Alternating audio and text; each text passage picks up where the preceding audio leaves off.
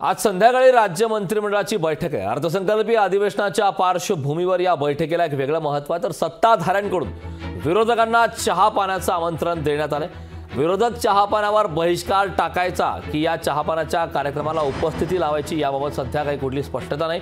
मात्र यावर महाविकास आघाडीची बैठक आहे। त्या बैठकीमध्ये कदाचित या चहापानाच्या कार्यक्रमाला जाण्याचा निर्णय हा ठरवला जाऊ शकतो। त्यामुळे आजची ही जी महाविकास आघाडीची बैठक आहे ती अत्यंत महत्त्वाची असणार आहे। हे अधिवेशन अंतरिम अधिवेशन आहे, 5 दिवसाचं अधिवेशन आहे। यामध्ये खरं तर विरोधकांचा प्रस्ताव आणि सत्ताधाऱ्यांचा एक प्रस्ताव असतो, असे 2 प्रस्ताव असतात। त्यानंतर त्याच्यावर चर्चा होते। बाकी त्या अंतरिम बजेटवर चर्चा 4 दिवस ठेवलेली आहे।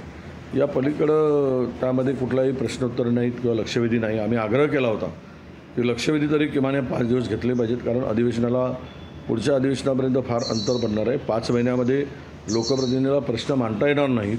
त्यांच्या भागातील प्रश्न असतील, महाराष्ट्रातील काही महत्त्वाचे प्रश्न असतील, परंतु बहुमताच्या जोरावर त्यांनी ते अधिवेशन 5 दिवसाचं ठेवत असताना कुठलाही प्रश्न आणि लक्षवेधी हे जे काही मूलभूत अधिकार असतात त्याला बगल देण्याचं काम सरकारने केलेलं आहे।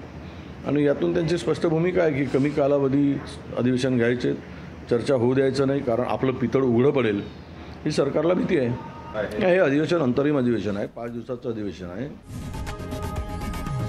लोकशाही मराठी ऐका, पहा, जागरूक रहा।